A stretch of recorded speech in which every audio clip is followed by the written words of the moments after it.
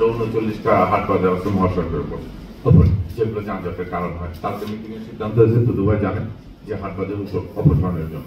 এখন এটি এককভাবে পুলিশের পক্ষে তো সম্ভব না। হাট বাজার ইজারাও আমরা দিই না বা এটা নিয়ন্ত্রণও আমরা করি না, এটা মেনটেনও আমরা করি না। কিন্তু তুলতে গেলে তখন তারা বলে যে আমরা ইজারা দিয়ে আসছি। এখন ওই যে হিসিংটা হয়ে যায় যে ইজারা দিচ্ছেন রাস্তা থেকে 10 ফিট দূরে, এখানে রাস্তার উপরে বলছে যে না জায়গা করে দেখ, হাটে বাজারে 300 দোকান বলবো, আমরা 500 লোকের কাছ থেকে এই জায়গা নিয়ে আমরা আমাদেরকে বসা দিচ্ছেন, আমরা কেন যাবো, আমরা কোথায় জায়গা পাবো, আমরা তো দিয়ে দিচ্ছি। আমাদের কাছে সবাইকে সবার অবস্থানে আসতে হবে, এসে কাজটা করতে হবে। তো এই হাট বাজার অপারেশনের জন্য আমরা চেষ্টা করতেছি।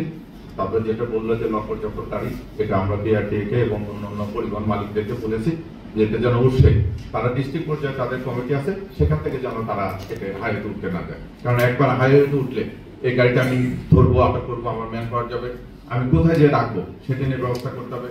যাত্রী থাকে, যাত্রীরা তাদের যা বিঘ্নিত হবে, তারা মহাশয় উপর বসে নানান রকম, আসলে তো দুর্ভোগের ব্যাপার। কারণ সেই টিকিট কেটে একটা গাড়ি উঠছে, আমি যদি নেমে যাই তখন আলটিমেটলি দোষটাকে দেবে, বলবে যে পুলিশ বিয়ে করতেছে, পুলিশ গাড়ি থেকে চলতে দিচ্ছে না। এইগুলো গাড়িগুলো যেন না ওঠে, এই জিনিসগুলো দেখবেন।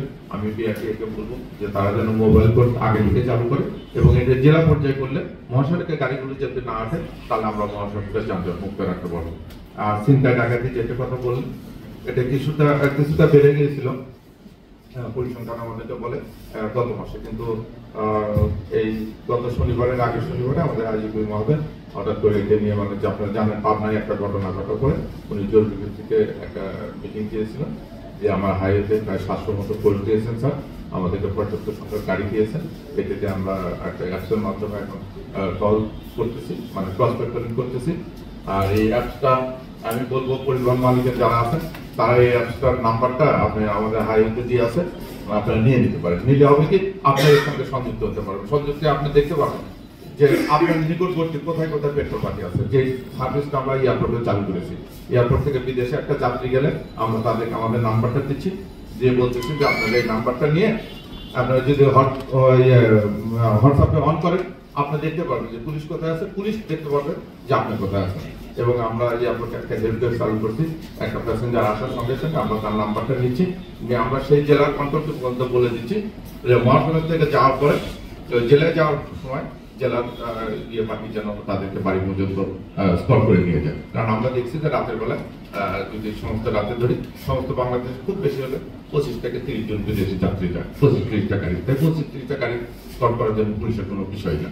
তো আমরা এই কাজগুলো করতেছি, আমরা ডাকাতের তালিকা করছি, তালিকা করে এই 2005 সাল থেকে এই পর্যন্ত মহাসড়কে যত ডাকাতি হয়েছে আমরা প্রায় 1443 জন ডাকাতের তালিকা করেছি, করে এটা আমরা জেলা পর্যায়ে দিয়েছি, আমরা এবং জেলা পুলিশ সবাই মিলে খোঁজ নিচ্ছি। অ্যাটলিস্ট ওই বাড়িতে যদি নক করা হয়, মেবি সে হয়তো মারা গেছে বা সে হয়তো ডাকাতি ছেড়ে দিয়েছে, কিন্তু যখন যে তার বাড়িতে পুলিশ খোঁজ করবে তখন কিন্তু একটা আলোড়ন সৃষ্টি হবে যে পুলিশ ডাকাত খুঁজতেছে।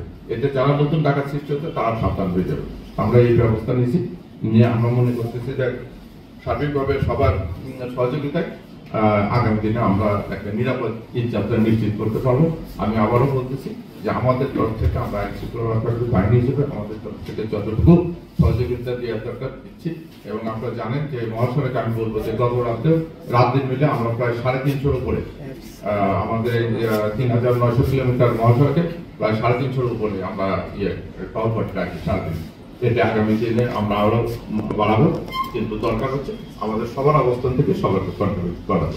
পুলিশের পক্ষে একা পক্ষে আমরা একটা নিয়ন্ত্রণ রাখতে পারবো, কিন্তু এটাকে একবার স্থায়ী অবস্থায় রূপ দেওয়ার জন্য আপনাদের সবার সহযোগিতা দরকার। আমি সেই জন্য আহ্বান করবো যাত্রী সহযোগিতা বলবো যে আপনাদের যে সমস্ত আত্মীয় স্বজন বিশেষ করে বিদেশ থেকে আসতেছে তারা যেন আমাদেরকে সহযোগিতা করে এয়ারপোর্টে, এটা আপনারা বলবেন। ওখানে আমাদের একটা হেল্প ডেস্ক আছে মহাসড়কে যাওয়ার জন্য, আমরা যেটা বললাম যে অ্যাপসগুলো আছে এবং আমাদের থানাপাড়ির যে নাম্বার আছে এই নাম্বারগুলো আপনার নিয়ে আমি নিশ্চয়তা দিচ্ছি যে আপনারা কল করার ভিতরে মহাসড়কে বিশেষ করে 15 মিনিটের ভিতর আমি সেখানে রেসপন্স করবো।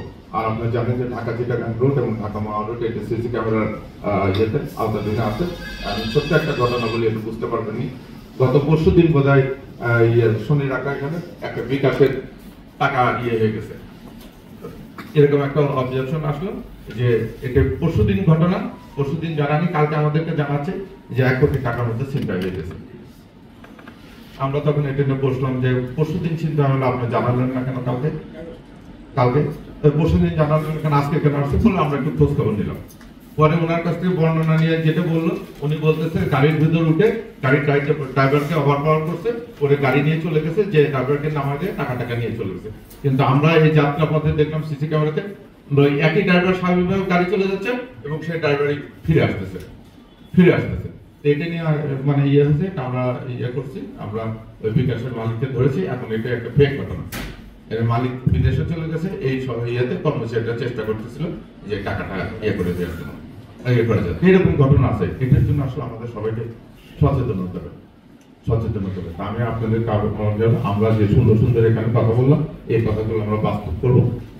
এ দেশ আমার, আমি এখানে পুলিশে চাকরি করি, আমার বাড়ি উত্তরবঙ্গে, আমার বাবা আমার ভাই বোন তারা ঈদ করতে যাবে। কাজে আমি যদি আমার দায়িত্বটা সঠিকভাবে পালন করতে পারি, আমি মনে করি যে তাদের ঈদ যাত্রাটা সফল হবে।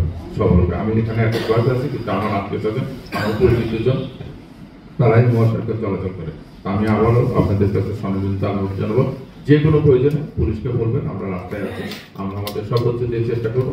অন্যান্য যে সংস্থা বা অর্গানাইজেশন আছে তারা তাদের দায়িত্বটুকু সঠিকভাবে পালন করবে।